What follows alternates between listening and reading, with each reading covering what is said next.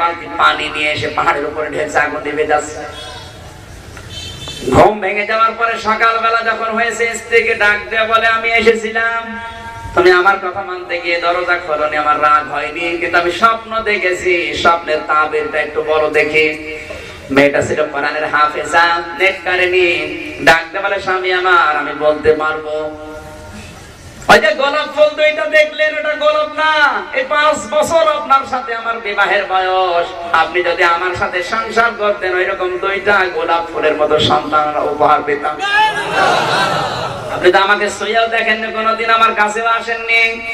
2 নম্বরে আপনি যে ছোট্ট মেয়েটাকে আদর করতে দেখলেন, মার বাবাকে, ওই মেয়েটাই আমি। সারাটা জীবন আমার মার বাবা, আমি কোরআনের হাফেজা, এজন্য আদর করে করে মানুষ করেছে। কিন্তু 5 বছর আমি একটু শান্তি পাইনি। 3 নম্বরে আপনি শুকরনি দেখলেন, মাথার উপর আঘাত করছে, ওইটা আপনি, আর ওইটা আপনার মা বাবা। আপনার চরিত্র বানিয়েছে ওইভাবে, সারাটা জীবন এভাবে আপনি তো মারছেন, মরণের পরেও আপনার হাতে ওরা ওইভাবেই মার খাবে।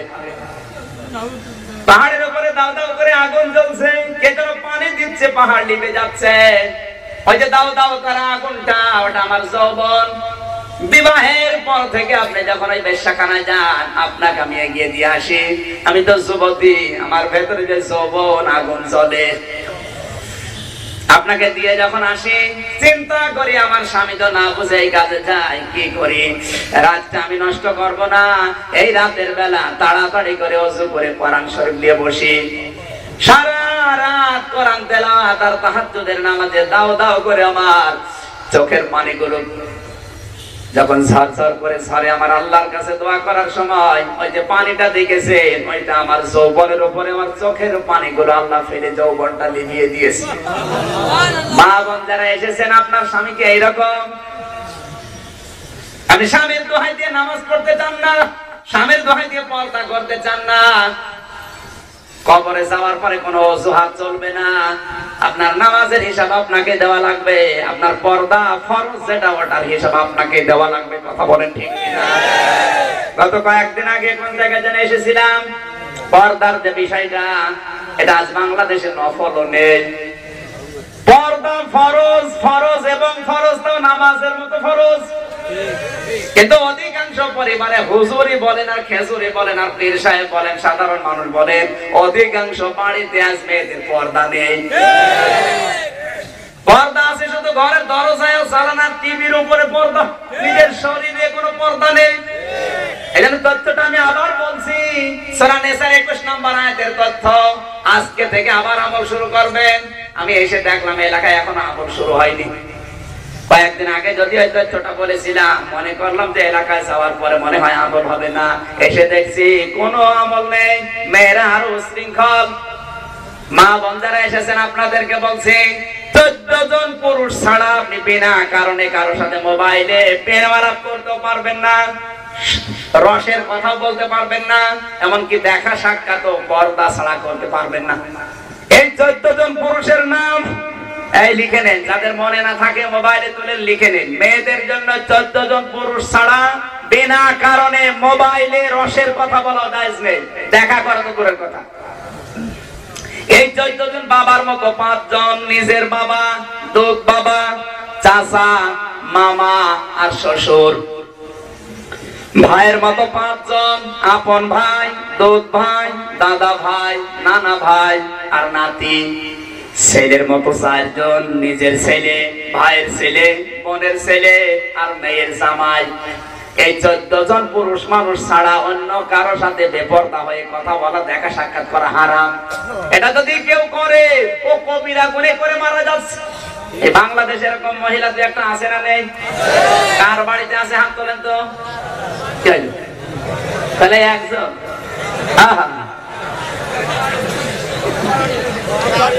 এই পুরুষ মানুষ যারা আছেন, এবার আবার বলছি, 14 জন মহিলা ছাড়া, 14 জন মহিলা ছাড়া অন্য কারো সাথে বেপরদায় আপনি কথাও বলতে পারবেন না, রসের আলাপ করতে পারবেন না, মোবাইলে উল্টা পাল্টাও বলতে পারবেন না, পর্দা ছাড়া দেখা সাক্ষাৎ করাও হারাম। যদি কথা বলতে হয়, দেখা করতে হয়, পর্দার সাথে করা লাগবে। এটা নামাজ পড়ার মতো, নামাজ পড়ার মতো, নামাজ পড়ার মতো। এর ভেতরে পাঁচজন মায়ের মতো, নিজের মা, দুধ মা, খালা, ফুফু আর শাশুড়ি, এদের কাছে পর্দা না করলে হবে। বাকি এই পাঁচজন মহিলা বাদ দিয়ে অন্য যারাই হোক মায়ের মতো মনে করেন। অনেকে আজ ধর্ম মা বলে চালিয়ে যাচ্ছে 180 মাইল বেগে। আমি নিচে নামবো? নিজের মা, দুধ মা, খালা, ফুফু আর শাশুড়ি, এই পাঁচজনের সাথে আপনি কিছু করতে পারবেন বলেন? কিন্তু যারা ধর্ম মা বাদ দিয়েছে, সেটারে করার জায়গা পাও না, ধর্ম মা।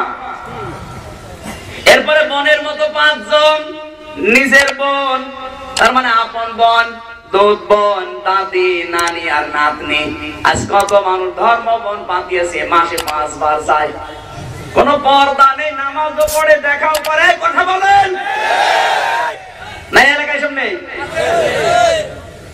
কিসের ধর্ম বোন আপনার? এই পাঁচজন বাদ দিয়ে বোনের মতো আপনি কারোর সাথে পর্দা ছাড়া দেখাও করা হারাম। এরপরে মেয়ের মতো 4 জন, নিজের মেয়ে, ভাইয়ের মেয়ে, বোনের মেয়ে আর পুত্রবধূ। ধর্ম মেয়ে বাতিয়েছে। কিসের ধর্ম মেয়ে? শয়তানি করার জায়গা পান না? নিজের মেয়ে, ভাইয়ের মেয়ে, বোনের মেয়ে আর পুত্রবধূ, এই 4 জন মেয়ের মতো এই 14 জন মহিলা ছাড়া কারোর সাথে দেখা করলে আপনার খবর আছে। আল্লাহ আমাকে আর যারা এখানে বসে আছে আমল করার তৌফিক যেন দান করেন। জোরে বলেন আমিন। এবার আসতেছে কি 25 তারিখে দাওয়াত, মানে এবার শুরু হবে। এগা শেষ করে দেব নাকি? 12টা পার হয়ে গেছে। আমি তো 12টা পর্যন্ত কথা বলি। 25 তারিখে মাহফিল কোন জায়গায়? বেদ ভেটা। এরকম হলে কিন্তু আসবো না। এর চাইতে আরো বিস্তারিত করা লাগবে। মানুষকে কষ্ট দেওয়া, এখানে বারবার ডিস্টার্ব হচ্ছে। আপনি যাদেরকে নিয়ে আসবেন যারা ডিস্টার্ব করেন, ওখানে আলোচনা বারবার। এই যে আবুল হোসাইন ভাই, আরো কয়েকজন আলেম এসে বলছিল বন্ধু কাকে বলে, এ বিষয়ে আলোচনা করার জন্য। আপনারা সময় দিলে ওই দিন বন্ধু কাকে বলে, কাকে বন্ধু বানাবেন, ওই বিষয়ে কথা বলবো। কি ঠিক আছে তো? আজকে থাক। আমিন। বারাকাল্লাহু লানা ওয়া লাকুম ফিল কোরআনিল আযীম। আল্লাহুম্মা আমিন। ربنا ظلمنا أنفسنا وإن لم تغفر لنا وترحمنا لنكونن من الخاسرين। রব্বুল আলামিন, যতটুকু কথা বলেছি আমাকে আর যারা শুনেছি আমল করার তৌফিক দাও। সারাটা জীবন আমরা অপরাধ করেছি, জীবনটা আমাদের নষ্ট হয়ে গেছে। আল্লাহ, হাত উঠায় কথা বলবো ভয় করে, লজ্জা করে। আমাদের গুনার দিকে তাকালে হয়তো তোমার ক্ষমা করতে ইচ্ছে করবে না। আমাদের গুনার দিকে তাকিও না, তোমার রহমতের দিকে তাকাও। জিন্দেগীর গুনাহগুলো তুমি মাফ করে দাও। আল্লাহ সওয়াব যদি দিয়ে থাকো, কিয়ামতে যিনি সুপারিশ করে জান্নাতে নিয়ে যাবে।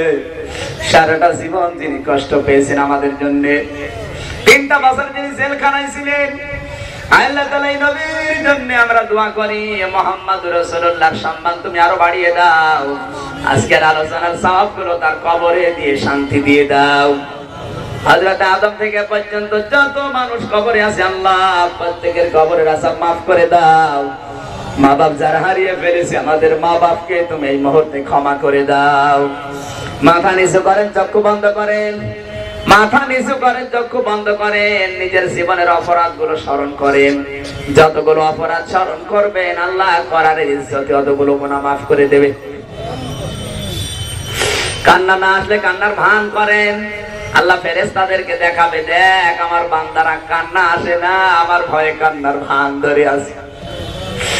রব্বুল আলামিন, মা বাপ যাদের বিদায় নিয়েছে, আল্লাহ কোনদিন খেদমত করতে পারি নাই, মা পৌঁছাইতে পারি নাই। তাকিয়ে দেখো কার মা নেই, কার বাবা নেই। মাহফিলের সম্মানিত সভাপতি প্রিন্সিপাল সাহেব, তার মা বাপকে তুমি মাফ করে দাও। আল্লাহ তোমার এই গোলামকে তুমি ক্ষমা করে দাও। আমার কুষ্টিয়ার কৃতি সন্তান আলেম হিসাবে তুমি মঞ্জুর করে নাও। তার পিতা মাতার কথা মনে করে কাঁদতেছে। আল্লাহ তোমার হাবিব বলেছে, কোন সন্তান যদি মা বাবার কথা মনে করে চোখের পানি ফেলে, আল্লাহ মাফ করে দেয়।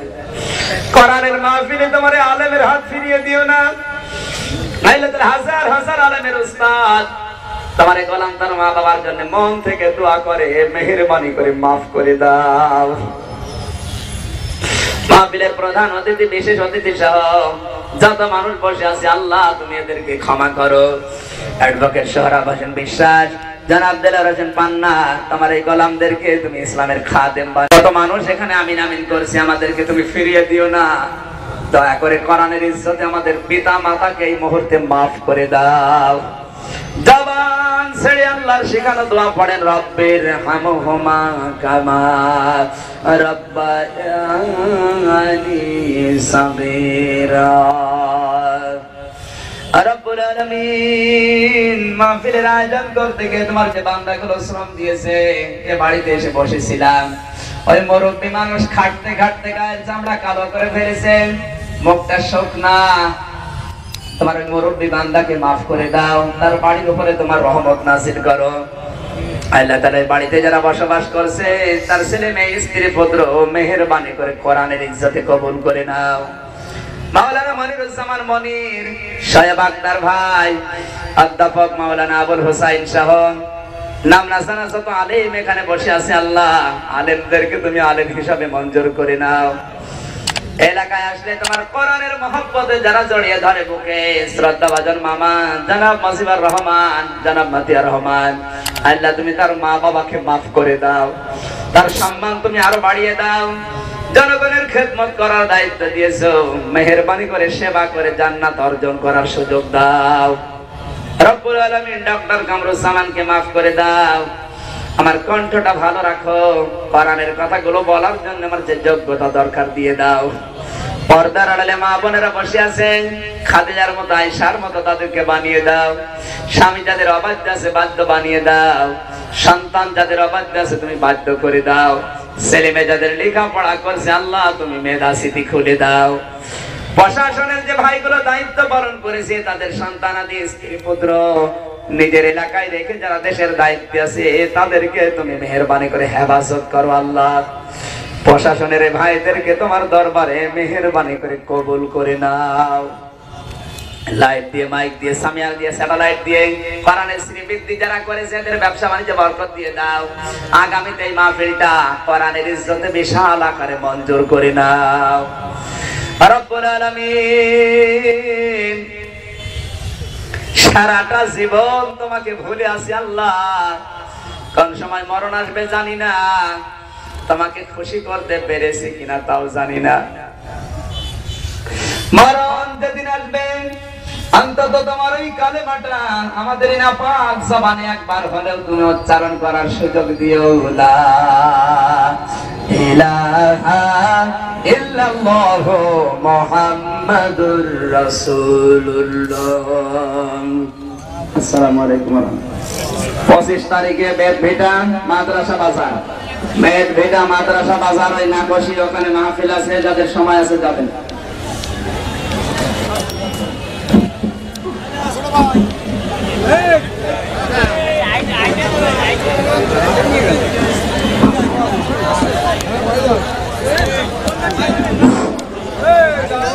আগামী 11 এপ্রিল গিলাতলা চৌবাসার ভাটার পাশে গিলাতলা তাফসীরুল কোরআন মাহফিল, প্রধান বক্তা আন্তর্জাতিক খ্যাতিসম্পন্ন মুফাসসিরে কোরআন মুহাদ্দিস আমিরুল ইসলাম বিলালী, কেন্দ্রীয় সভাপতি মুফাসসির পরিষদ, বাংলাদেশ মুফাসসির পরিষদ কেন্দ্রীয় সভাপতি মাওলানা আমিরুল ইসলাম বিলালী, গিলাতলা ঈদগাহ ময়দানে প্রধান বক্তা।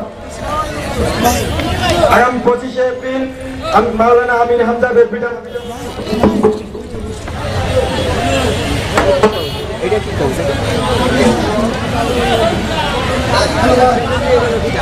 কত মানুষ এখানে আমিন আমিন করছে, আমাদেরকে তুমি ফিরিয়ে দিও না। দয়া করে কোরআনের ইজ্জতে আমাদের পিতা মাতাকে এই মুহূর্তে মাফ করে দাও। জবান ছেড়ে আল্লাহর শিখানো দোয়া পড়েন, রব্বির হামহুমা কামা রাব্বায়ানি সাগীরা। রব্বুল আলামিন, মাহফিলের আয়োজন করতে গিয়ে তোমার যে বান্দাগুলো শ্রম দিয়েছে, এ বাড়িতে এসে বসেছিলাম, ওই মুরব্বী মানুষ খাটতে খাটতে গায়ের চামড়া কালো করে ফেলেছে, মুখটা শুকনা। তোমার ওই মুরব্বী বান্দাকে মাফ করে দাও, তার বাড়ির উপরে তোমার রহমত নাযিল করো। আল্লাহ তাআলা বাড়িতে যারা বসবাস করছে, তার ছেলে মেয়ে স্ত্রী পুত্র মেহেরবানি করে কোরআনের ইজ্জতে কবুল করে নাও। মাওলানা মনিরুজ্জামান মনির, সাহেব আক্তার ভাই, অধ্যাপক মাওলানা আবুল হোসাইন সহ নাম না জানা যত আলেম এখানে বসে আছে, আল্লাহ আলেমদেরকে তুমি আলেম হিসাবে মঞ্জুর করে নাও। এলাকায় আসলে তোমার কোরআনের মহব্বতে যারা জড়িয়ে ধরে বুকে, শ্রদ্ধাভাজন মামা জনাব মাসিবুর রহমান, জনাব মাতিয়ার রহমান, আল্লাহ তুমি তার মা বাবাকে মাফ করে দাও, তার সম্মান তুমি আরো বাড়িয়ে দাও। জনগণের খেদমত করার দায়িত্ব দিয়েছো, মেহেরবানি করে সেবা করে জান্নাত অর্জন করার সুযোগ দাও। রব্বুল আলামিন ডক্টর কামরুজ্জামানকে মাফ করে দাও, আমার কণ্ঠটা ভালো রাখো, কোরআনের কথাগুলো বলার জন্য আমার যে যোগ্যতা দরকার দিয়ে দাও। পর্দার আড়ালে মা বোনেরা বসে আছেন, খাদিজার মতো আয়েশার মতো তাদেরকে বানিয়ে দাও।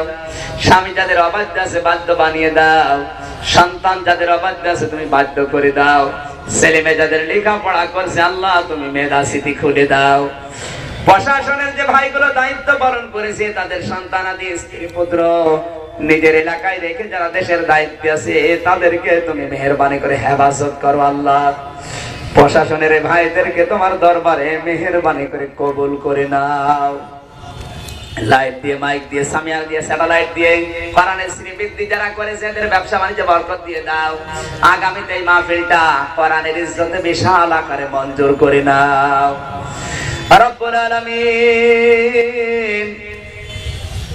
সারাটা জীবন তোমাকে ভুলে আছি আল্লাহ, কোন সময় মরণ আসবে জানি না, তোমাকে খুশি করতে পেরেছি কিনা তাও জানি না। মরণ যেদিন আসবে অন্তত তোমার ওই কালেমাটা আমাদের নাপাক জবানে একবার হলেও তুমি উচ্চারণ করার সুযোগ দিও। লা ইলাহা ইল্লাল্লাহ মুহাম্মাদুর রাসূলুল্লাহ। আসসালামু আলাইকুম।